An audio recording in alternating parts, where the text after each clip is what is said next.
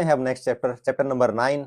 Chapter number 9 में हम पढ़ेंगे ग्रेविटेशन। अभी तक हमने मोशन पढ़ लिया, force and laws of motion पढ़ लिया।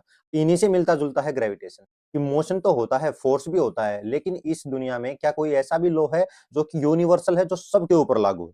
तो उसे बोलते बेटा यूनिवर्सल लॉ ऑफ ग्रेविटेशन, जिसे न्यूटन ने दिया था। इसने बताया कि जो यूनिवर्सल फोर्स ऑफ अट्रैक्शन है वो हर दो चीजों के बीच में लगता है। इसका मतलब ये है कि मैं यहाँ बैठा हूं, आप अपने घर पर बैठे हो, तो कहीं ना कहीं छोटी सी मात्रा में हमारे बीच में भी एक फोर्स ऑफ अट्रैक्शन है।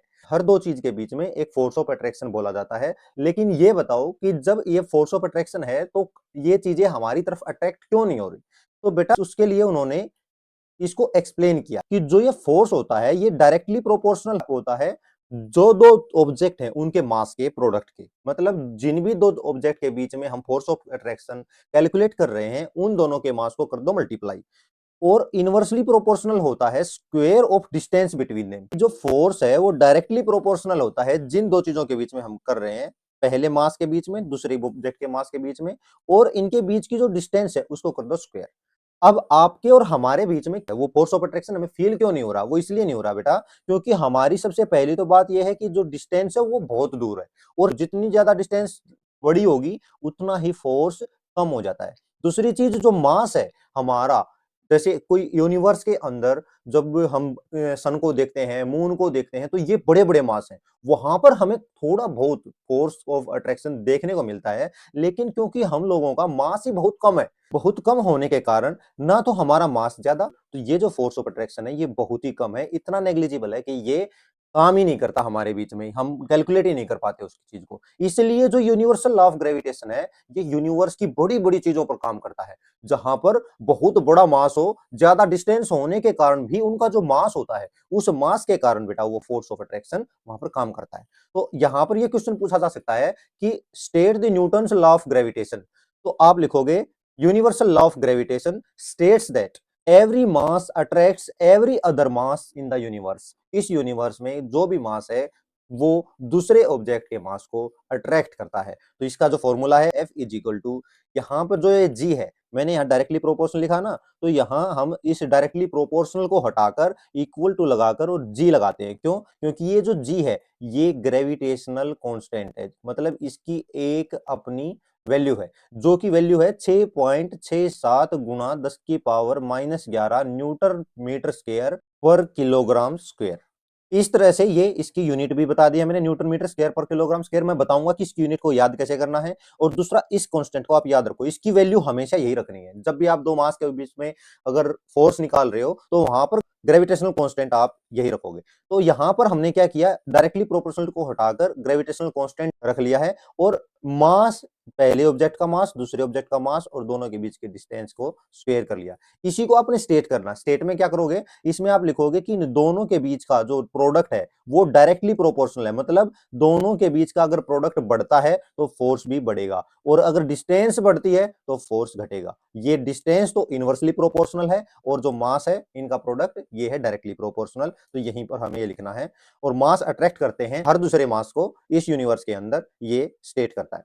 तो F बता दो, G बता दो। G की वैल्यू मैंने आपको बता दी, M1 M2 क्या है, मास है दो ऑब्जेक्ट के, और R या फिर D, कई जगह पर आपको R लिखा मिलेगा, कई जगह आपको D लिखा मिलेगा। तो ये दोनों ही बताना पड़ेगा कि R क्या है, D क्या है। ये दोनों ही क्या है, ये distance between the centres of the two masses. दो ऑब्जेक्ट के बीच में जो सेंटर होता है उनके बीच की दूरी को D बोला गया है, या फिर आप उसको R भी लिख सकते हैं। तो क्वेश्चन यही पूछा जा सकता है, state the universal law of gravitation. बता दो कि हर मास दूसरे मास को अट्रैक्ट करता है, यही कहता है यूनिवर्सल लॉ ऑफ ग्रेविटेशन।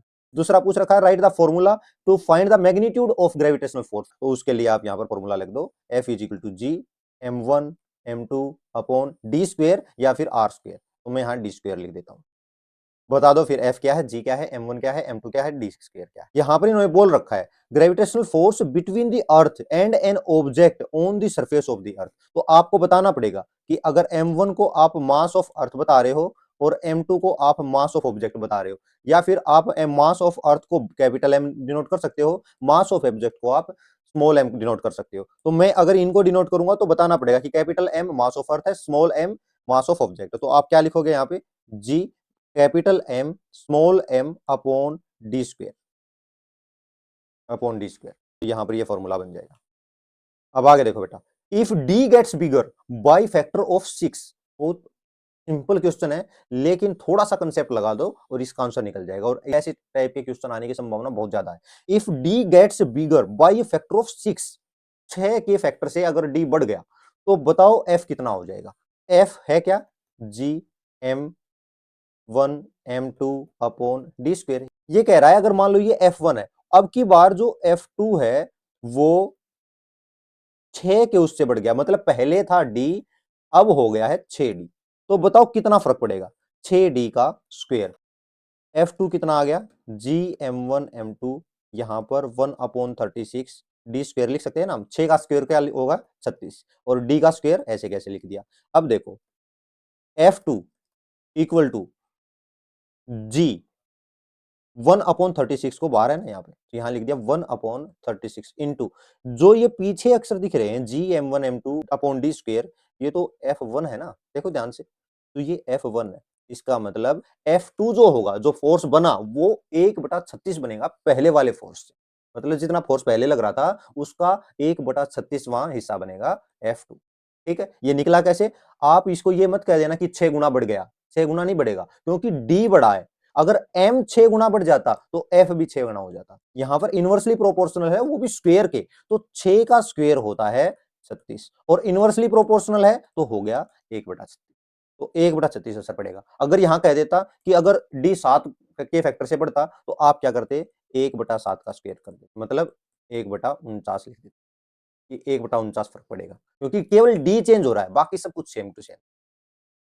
यहां पर है एक न्यूमेरिकल, इसकी जो कैलकुलेशन है वो मुश्किल है, उस कैलकुलेशन को आप जब सीखोगे तभी कर पाओगे। आप सिर्फ कंसेप्ट को समझो कि कैसे निकालना है। अगर आपके पास वहां पर समय हो, ज्यादा समय हो कि टाइम बचा हुआ है, तब आप इस टाइप के न्यूमेरिकल्स को करेंगे। नहीं तो क्या करोगे आप, इसके अंदर आप जो जो दे रखा है वो लिख दो। मास ऑफ अर्थ दे रखा है तो उसको लिख दो capital M, mass of moon दे रखा है उसको लिख दो स्मॉल एम, फिर इसके अंदर लिखा हुआ है दोनों की डिस्टेंस दे रखी है उसको लिख दो डी, उसके बाद में लिख दो फॉर्मूला कि F is equal to G m1 m2 upon D square, और इसके बाद में जहां जो वैल्यू है फोर्स निकालना है हमें, देखो इसमें फोर्स निकालना है, तो फोर्स निकालने के लिए जी की वैल्यू यहां पर दे रखी है, तो यहां जो जी की वैल्यू दे रखी है उसको लिख दो 6 गुना 6.7 इंटू 10⁻11 m1 देखो क्या लिख रखा है, मतलब मास ऑफ अर्थ दे रखा है 6 गुना 10⁻24, तो यहां पर 6 गुना 10⁻24 लिख दो। उसके बाद में देखो, उसके बाद में लिख रखा है मास ऑफ मून 7.4 गुना 10⁻22, तो m2 है 7.4 गुना 10⁻22 अपॉन डी का स्क्वायर क्या लिख रखा है, डी का स्क्वायर है बेटा, डी दे रखा है इन्होंने, डिस्टेंस बिटवीन देम दे रखा है 3.84 गुना 10⁻5, 3.84 गुना 10⁻5, और इसका कर दो होल स्क्वायर। अगर आप इतना भी कराए तो कम से कम हाफ मार्क्स आपको मिल जाएंगे, केवल कैलकुलेशन के नंबर कटेंगे लेकिन हाफ मार्क्स आपको मिल जाएंगे। तो मैं ये बता रहा हूं कि अगर टाइम कम है तो आप इस क्वेश्चन को आगे सोल्व नहीं करोगे, क्योंकि आगे सोल्व अगर करने बैठ गए तो ये बहुत ज्यादा टाइम लगा देगा और आपके दूसरे जो आसान क्वेश्चन है उनको आपको छोड़ना पड़ेगा। इसलिए आप इसको यहां तक अगर छोड़ दोगे, यहां तक भी, तो आपको जो आपने लिखा है ऊपर का उसके मार्क्स आपको पक्का मिल जाएंगे। पूरा क्वेश्चन नहीं छोड़ना है, लेकिन यहां आप छोड़ सकते हो। अब करते हैं ग्रेविटेशनल फोर्स और ग्रेविटेशनल एक्सेलरेशन में क्या अंतर होता है। बेटा ग्रेविटेशनल फोर्स क्या है, फोर्स ऑफ अट्रैक्शन, और ग्रेविटेशनल एक्सेलरेशन क्या है, उस फोर्स ऑफ अट्रैक्शन के कारण जो पृथ्वी के पास में कोई भी ऑब्जेक्ट आता है तो उसके बीच में जो उसकी वेलोसिटी चेंज होती है तो वो कितनी है, वो है acceleration due to gravity. Acceleration experienced by an object due to gravity, gravity के कारण कोई ऑब्जेक्ट को जब ऊपर से गिराया जाता है या फिर कोई ऑब्जेक्ट इस ग्रेविटी के कारण कितना एक्सेलरेशन एक्सपीरियंस करती है उसे कहा जाता है एक्सेलरेशन ड्यू टू ग्रेविटी, और इसका आपको याद रखना है 9.8 मीटर प्रति सेकंड स्क्वायर। इसमें क्या आएगा बेटा, कई कई जगह आप 10 यूज करोगे, कई जगह आप 9.8 यूज करोगे। अगर दे रखा है 9.8 तो आपको न्यूमेरिकल के अंदर 9.8 ही यूज करना है, और नहीं तो आप 10 भी यूज कर सकते हो। ठीक है, अब फ्री फॉल और एक्सेलरेशन ड्यू टू ग्रेविटी क्या होता है, फ्री फॉल का मतलब है कि ऊपर से कोई चीज नीचे गिराई, एक्सेलरेशन ड्यू टू ग्रेविटी के कारण वो नीचे आएगी, तो फ्री फॉल का मतलब है कि केवल ग्रेविटी के कारण कोई चीज नीचे आ रही है, वहां पर एयर रेजिस्टेंस भी नहीं होना चाहिए, ऐसी चीजों को बोलते हैं free fall. When an object falls under the influence of gravity alone, केवल ग्रेविटी के इन्फ्लुएंस में नीचे आ रही है। In free fall all object accelerates, हर ऑब्जेक्ट जो एक्सेलरेट करता है towards earth at the same rate g, मतलब 9.8 मीटर प्रति सेकंड स्क्वायर। इसके इसी एक्सेलरेशन से हर ऑब्जेक्ट, चाहे कोई भारी है चाहे कोई हल्का है, कोई भी दो ऑब्जेक्ट को आप ऊपर से नीचे गिराओगे और केवल अगर ग्रेविटी वहां पर काम कर रही होगी, कोई एयर रेजिस्टेंस काम नहीं कर रहा होगा, तो दोनों चीजें एक साथ नीचे आएंगी। यहीं पर एक क्वेश्चन पूछा जाता है कि अगर एक है A4 साइज की सीट पेपर है यहाँ पे, और दूसरा है इसको बिल्कुल मोड़ दिया है, और दोनों को जब नीचे डाला जाता है तो कौन सा पहले आता है? जब इसका मास तो सेम ही है, मास में तो कोई चेंज हुआ ही नहीं है, और फिर ऐसा क्यों हुआ कि ये यहां पर लेट पहुंचा और ये जल्दी पहुंच गया? ऐसा क्यों हुआ बेटा? इसमें देखो, अगर यहां एयर रेजिस्टेंस नहीं हो, कुछ भी एयर रेजिस्टेंस नहीं है, केवल फ्री फॉल है, तो फ्री फॉल अगर ऊपर से होगा नीचे, तो दोनों ही नीचे आएंगी। चाहे यहां पर लोहे की कोई बॉल नीचे गिरा दो, तो भी वो उस कागज के साथ ही नीचे गिरेगी, अगर वहां पर फ्री फॉल है, कोई रेजिस्टेंस उसमें काम नहीं कर रहा है। तो यहां पर भी वही काम बेटा, फ्री फॉल है तो दोनों सेम टाइम पर आएंगे, लेकिन एयर रेजिस्टेंस अगर इंक्लूड किया जा रहा है तो यहां पर एयर रेजिस्टेंस ज्यादा लगने वाला है, और यहां पर ये सरफेस एरिया केवल एयर रेजिस्टेंस फील करेगा। तो क्योंकि यहां पर रेजिस्टेंस कम है हवा का, तो ये ज्यादा जल्दी नीचे आएगा और ये इसको हवा रोकेगी ऊपर ही, क्योंकि एयर रेजिस्टेंस यहां पर ज्यादा है, तो ये धीरे धीरे ऊपर से नीचे आएगा। तो ये इसका आंसर होगा। यहां पर अगर मैं देखूं कि रिलेशन क्या है जी और जी के बीच में, जो मैं अभी जी की बात कर रहा हूं, उन दोनों के बीच में अंतर क्या है? एक तो है F is equal to M A, motion का सेकेंड लॉ था कि F is equal to M A, और F इज इक्वल टू हमें पता है जी M1 M2 upon R square होता है। तो यहां पर मैं एक ही जगह पर G यूज कर सकता हूं, तो क्या आएगा बेटा? F is equal to M G, तो M capital M small upon R square is equal to M G हम लिख सकते हैं। M से M काट दो, तो G की वैल्यू बेटा आ गई है G M upon R square. और ये जो मास है ना, ये मास, ये है मास ऑफ अर्थ, मास ऑफ अर्थ, ना कि उस ऑब्जेक्ट का मास, क्योंकि यहां पर उस ऑब्जेक्ट का मास कोई काम ही नहीं कर रहा है। यहां देखो स्मॉल m है ही नहीं, तो वो मास चाहे कितना भी हो, भारी हो चाहे कोई हल्का हो, वहां पर कोई फर्क पड़ेगा ही नहीं। इसीलिए केवल जो g है वो मास ऑफ अर्थ और रेडियस पर डिपेंड करेगा, वो सब ऑब्जेक्ट के लिए समान होगा। g की वैल्यू कांस्टेंट है ही 6.7 गुना 10 की पावर -11, तो यहां पर भी कोई चेंज नहीं होने वाला, क्योंकि ये सब चीज पहले से ही कांस्टेंट है, और इस g की वैल्यू हमें पता है कि 9.8 मीटर प्रति सेकंड स्क्वायर है। तो इसका मतलब ये हो गया बेटा, चाहे कोई भारी चीज है चाहे कोई हल्की चीज है, वो इसी स्पीड से नीचे गिरेगी। ठीक है, तो टू कैलकुलेट वैल्यू ऑफ जी, जी की वैल्यू कैसे निकालोगे? जी की वैल्यू निकाल दो, यहाँ पे G M upon R square था ना, आर स्क्वायर मतलब डी स्क्वायर की बात जो है, तो यहां पर जी की वैल्यू रख दो, एम की वैल्यू रख दो, आर स्क्वायर कर दो, तो जी की वैल्यू निकल आएगी 9.8 मीटर प्रति सेकंड स्क्वायर, यहीं से निकल के आएगी बेटा। इक्वेशन ऑफ मोशन याद रखो, पहली इक्वेशन है v is equal to U plus A T, यहां पर ए टी है ना, जहां ए है वहां पर हम यूज कर सकते हैं जी टी।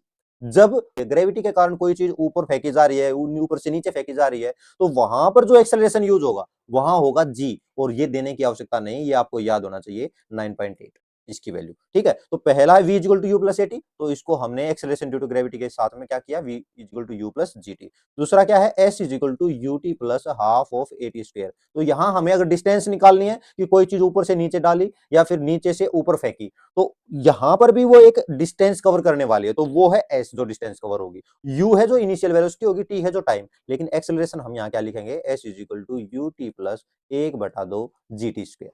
ठीक है, तीसरी इक्वेशन है v square minus U square is equal to 2as, तो यहां पर क्या लिखेंगे, v square minus U square is equal to 2gs।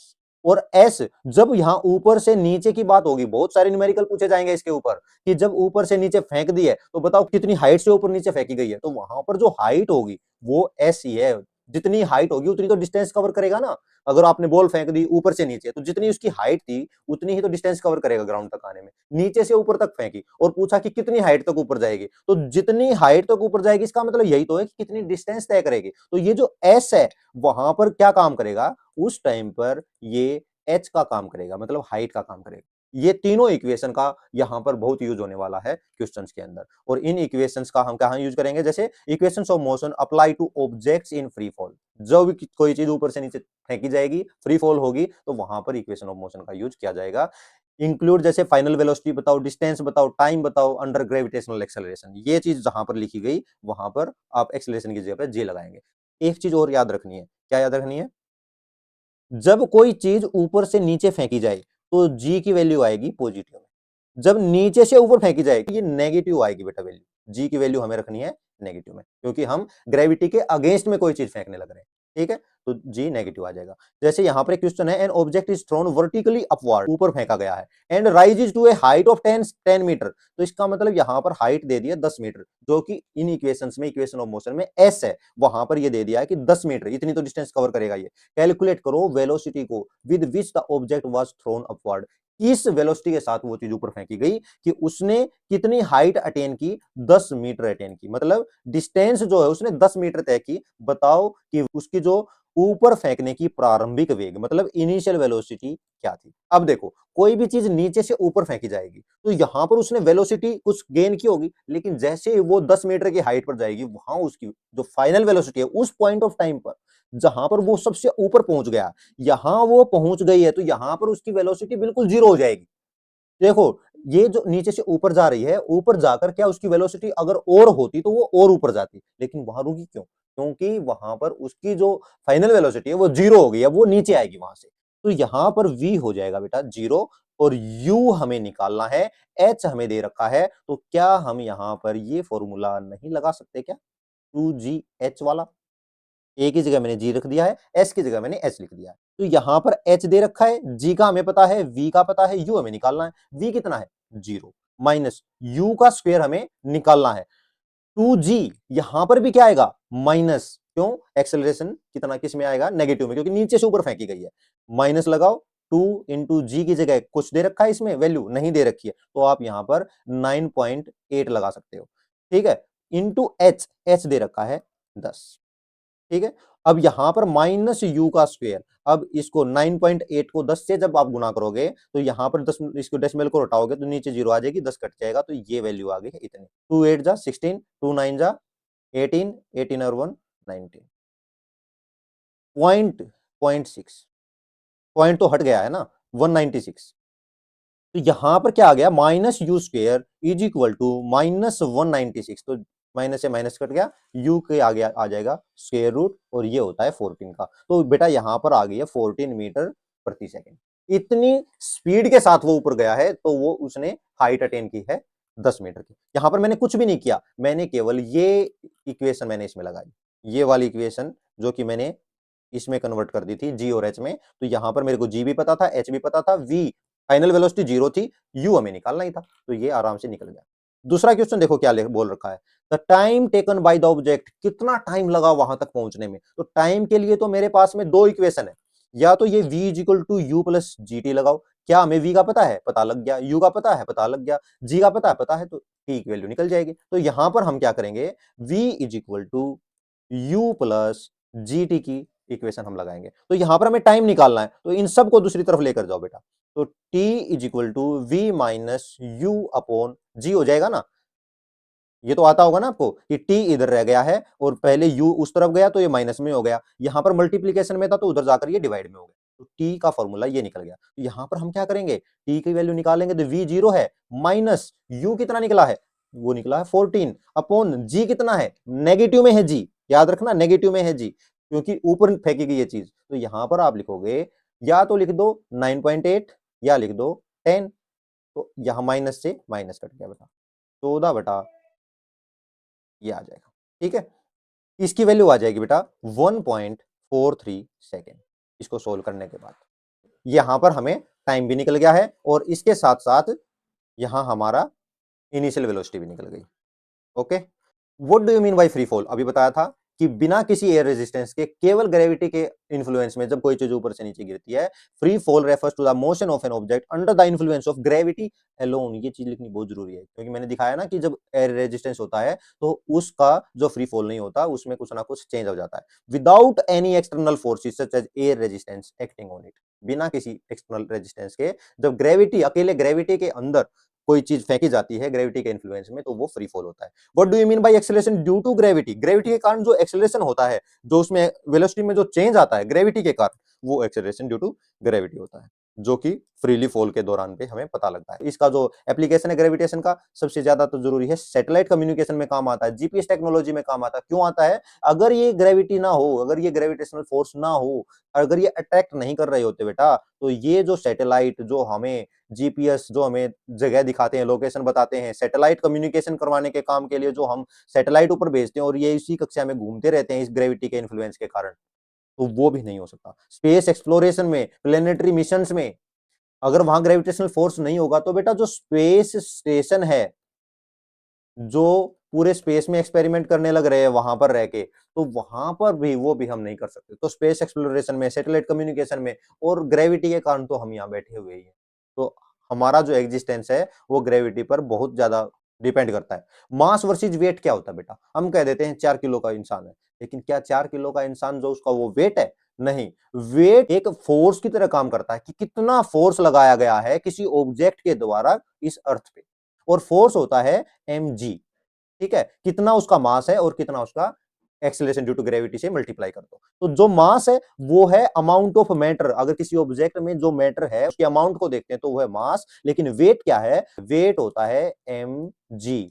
क्यों? क्योंकि फोर्स होता है ma और a यहां पर क्या है? g। तो वेट क्या हो जाएगा बेटा? mg। तो वेट में mass into acceleration due to gravity है, तो यहां मास जितना बढ़ गया उसका वेट उतना ही बढ़ जाएगा। लेकिन इसकी जो यूनिट होती है किलोग्राम नहीं होती, ये होती है न्यूटन। वेट की जो यूनिट होती है, और मास की जो यूनिट होती है वो होती है किलोग्राम। ठीक है, इसको याद रखना है, कई बार पूछा जा सकता है। एक नंबर में आ जाएगा कि एसआई यूनिट बताओ वेट की, तो आप लिखोगे न्यूटन बताओगे, किलोग्राम बताओगे मास की। ठीक है, और एक न्यूटन का आपको बताया था मैंने कि किलोग्राम मीटर प्रति सेकंड स्क्वायर। यहां पर न्यूटन की बजाय में किलोग्राम मीटर प्रति सेकंड स्क्वायर में भी चीजें दे सकते हैं, तो आप इनको याद रखोगे एसआई यूनिट को। Weight is equal to mass into gravitational acceleration, बता दिया मैंने आपको। जहां पर लोकेशन के अकॉर्डिंग वेट चेंज होगा। क्यों चेंज होगा बेटा? क्योंकि m इंटू जी है ना, तो जी जितना चेंज होगा, जितना अर्थ के पास होते हैं उतना ही 9.8 होता है बेटा। जितने अर्थ के सेंटर से दूर जाते हैं ना, वहां पर जी की वैल्यू कम होती चली जाती है। तो एक क्वेश्चन भी पूछा जाता है कि अगर आपका कोई दोस्त है, वो आपको पोल पर खड़े होकर कुछ सोना देता है आपको, और बोलता है कि इक्वेटर पर एक मेरा दोस्त मिलेगा, उसको जाकर ये दे दो, तो जितने किलो का उसने वहां पर पोल पर तोला, क्या उतने ही किलो का इक्वेटर पर मिलने वाला है? नहीं, वहां पर वो चेंज हो जाएगा बेटा, क्योंकि जी की वैल्यू चेंज हो गई है। जो जी की वैल्यू पोल पर है वो मैक्सिमम है, और जो जी की वैल्यू इक्वेटर पर है बेटा वो मिनिमम है, बहुत कम है। तो जितना, अगर यहां पर उसने कितना वेट किया होगा ना उसने, तो यहां पर अगर 10 तोले सोना है तो वहां पर पता लगेगा कि वो तो 7 तोले ही है। तो क्या ये एक्सेप्ट करेगा? तो आपको बताना वो एक्सेप्ट नहीं करेगा इक्वेटर पर। क्यों नहीं करेगा? क्योंकि इक्वेटर पर जब वो उसको तोलेगा तो उसकी जो गोल्ड की वैल्यू आएगी, गोल्ड का जो वेट आएगा वो कम आने वाला है। क्यों? क्योंकि जी की वैल्यू कम हो गई है, इसलिए वहां पर वो नहीं लेगा। अब एक न्यूमेरिकल ये है, मास ऑफ एन ऑब्जेक्ट है 10 किलोग्राम, बताओ उसका वेट क्या है? तो वेट क्या है? m इंटू जी। बस मास का पता होना चाहिए 10 किलोग्राम, जी की वैल्यू क्या है? 9.8, तो कितना आ गया बेटा? 98। ये वेट है। ठीक है, अगला question. An object when measured on the surface of earth, अर्थ के सरफेस पर देखा गया था, what would be its weight when measured on the surface of moon? तो मैंने बताया ना कि जी की वैल्यू जगह जगह पर चेंज होगी, मास चेंज नहीं होगा, मास उतना ही रहने वाला है। मास धरती पर भी उतना ही रहेगा उसका। अगर मास पूछेंगे कि मून पर कितना होगा, तो मास में, द्रव्यमान में कोई अंतर नहीं आने वाला, लेकिन वेट में अंतर आएगा, क्योंकि जी की वैल्यू चेंज होने वाली है। और यहां पर हमें यह पता होना चाहिए कि जो जी की वैल्यू है, मून पर जी की वैल्यू 1/6 होती है अर्थ पर जी की वैल्यू की, मतलब 9.8/6 होती है जी ऑफ मून। यहां पर क्या कह रहा है कि अगर किसी चीज का वेट 10 न्यूटन है, तो बताओ मून पर उसका वेट कितना होगा? तो अगर यहां पर वेट 10 गुना 9.8 है, मतलब 98 न्यूटन है, कहां? अर्थ पे, तो बताओ मून पर कितना होगा? तो वेट ऑन मून कितना होगा? वहां पर मास में कोई अंतर नहीं होने वाला, तो मास हो गया है 10 किलोग्राम, लेकिन जी की वैल्यू क्या आ जाएगी? 1/6 ऑफ 9.8। आप यहां देखोगे 98/6, 16.3 न्यूटन। अब ध्यान से देखो, जहां अर्थ पर उसका जो वेट है वो आ रहा है 98 न्यूटन, वहीं मून पर उसका वेट किया तो वो आ रहा है 16.3 न्यूटन। इसीलिए वहां पर जब हम जाते हैं तो आसानी से बिना स्पेस सूट के हम वहां चल भी नहीं पाते। थ्रस्ट और प्रेशर के बारे में बात कर लेते हैं।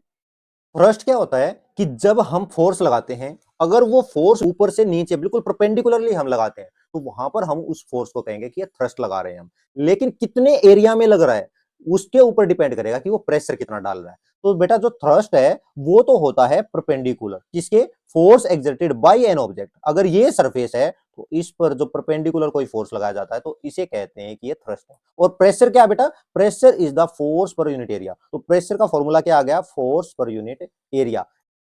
Pressure is equal to force upon area.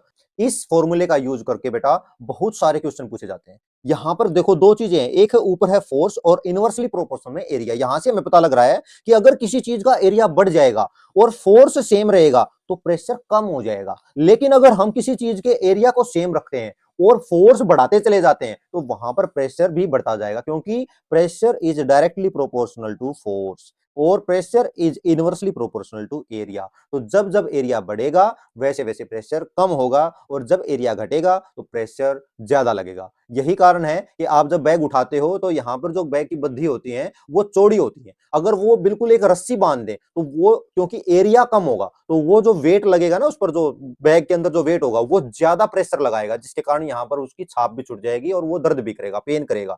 अगर वहां पर हम इसको चौड़ा कर लेंगे, थोड़ा सा इसकी जो चौड़ाई है वो बढ़ा दें, तो इसका मतलब हमने क्या कर दिया, हमने उसका एरिया बढ़ा दिया। एरिया बढ़ाने से जो उस बैग के अंदर जो वेट डला हुआ है वो प्रेशर कम लगाएगा।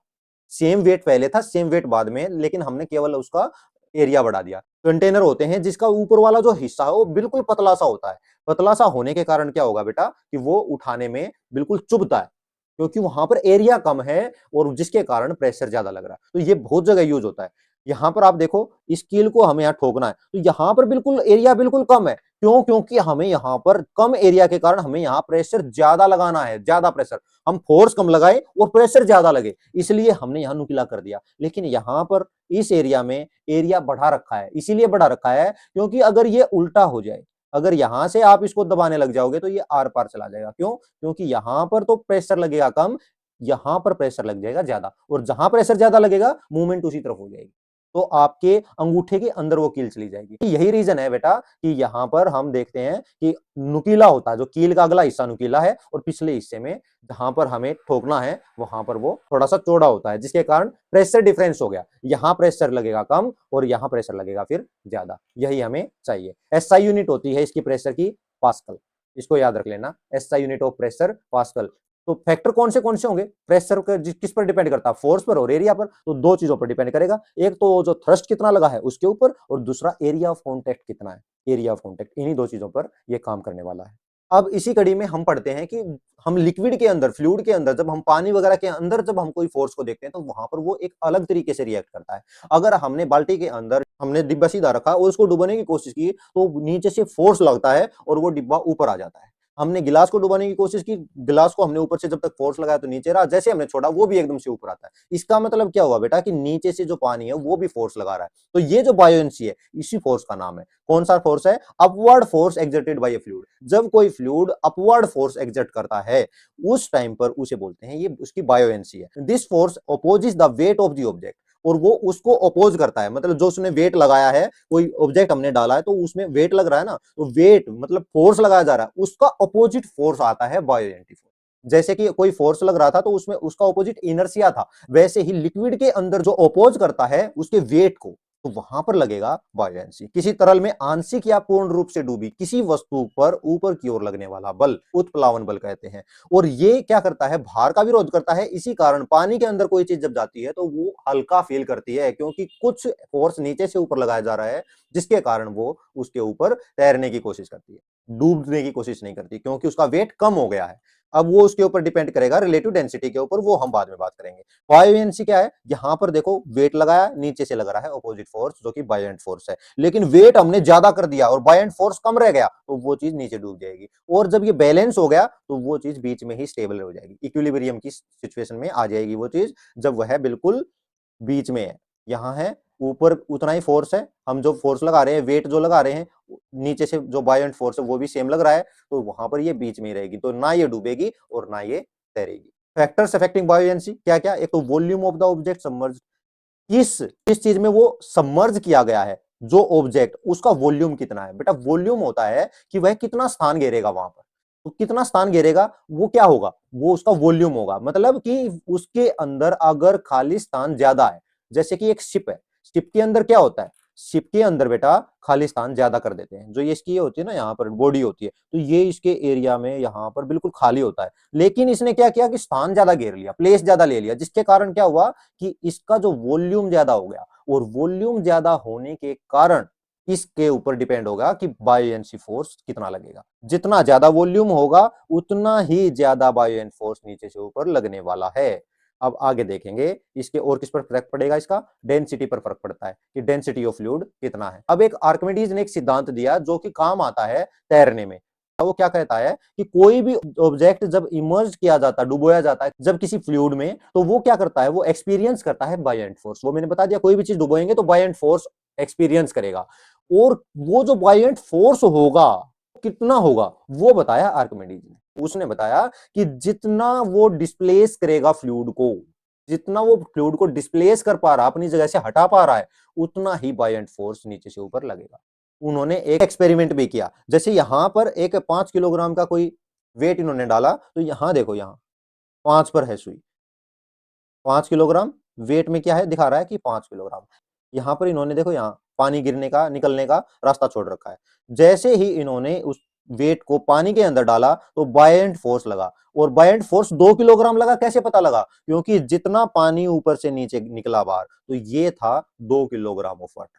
तो 2 किलोग्राम वाटर था, तो पहले 5 था, अब वो 3 हो गया है। तो ये 3 का मतलब डिफरेंस कितने का आ गया है? ये 2 किलोग्राम का डिफरेंस आ गया। ये 2 किलोग्राम डिफरेंस क्या आया कि इस जो हमने वेट डाला था, इसका जो वेट है वो कम हो गया 2 किलोग्राम। इसका मतलब नीचे से बायोएंट फोर्स 2 किलोग्राम का लगा है। फिर इन्होंने जब देखा कि पानी के वेट है वो कितना है, पानी का वेट भी 2 किलोग्राम निकला। तो इससे पता लगा कि जब कोई वेट किसी फ्लूइड के अंदर इमर्ज किया जाता है, तो वह अपने बायोएंट फोर्स के कारण कुछ जो फ्लूइड है वो डिस्प्लेस करता है, और वह उतना ही फोर्स एक्सर्ट करता है जितना वो फ्लूइड डिस्प्लेस कर पा रहा है। तो आपको ये जो 2 लाइनें हैं ये लिखनी है।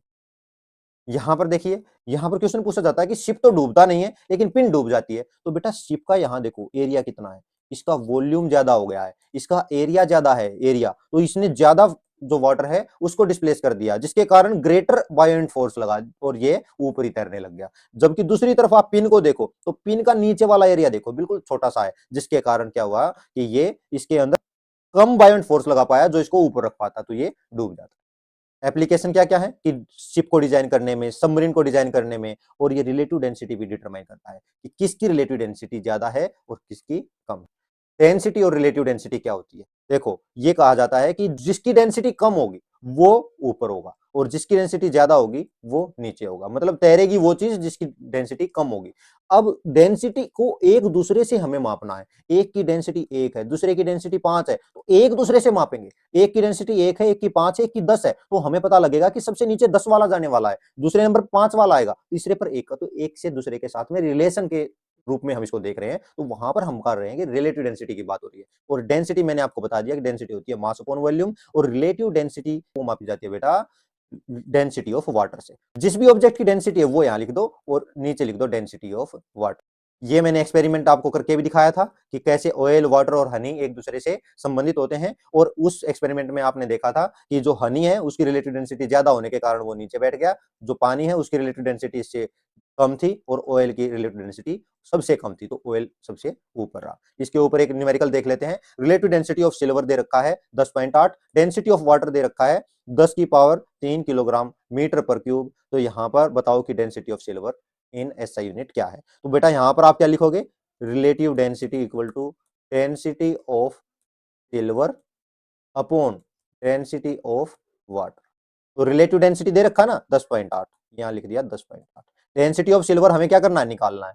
तो डेंसिटी ऑफ सिल्वर हमें निकालना है। डेंसिटी ऑफ वाटर दे रखा है 10 की power 3 kilogram metre per cube. तो यहां पर डेंसिटी ऑफ सिल्वर आ जाएगा, इसको उधर ले जाओ, क्या आएगा? 10.8 इंटू 10 की पावर 3 किलोग्राम प्रति मीटर क्यूब। ठीक है बेटा, किलोग्राम मीटर प्रति क्यूब क्यों आया? डेंसिटी की, डेंसिटी की यूनिट क्यों आई? क्योंकि मास अपॉन वॉल्यूम होता है ना, तो मास का जो एसआई यूनिट होता है वो होता है किलोग्राम, और वॉल्यूम की होती है बेटा मीटर क्यूब। ठीक है, तो इसका मतलब किलोग्राम पर मीटर क्यूब। ठीक है, तो यहां पर डेंसिटी की एसआई यूनिट है, तो यहां पर भी हम यही लगाएंगे 10.8 गुना 10 की पावर 3, और 10.8 को 10 की पावर 3 से मल्टीप्लाई करने का मतलब है कि यहां पर आपने 1000 से मल्टीप्लाई कर दिया, और ये क्या आ जाएगा? यहां आ जाएगा बेटा 10,800। अब हमारा ये चैप्टर भी खत्म हो गया है। नेक्स्ट चैप्टर में हम जल्दी ही मिलते हैं। जय हिंद, जय भारत।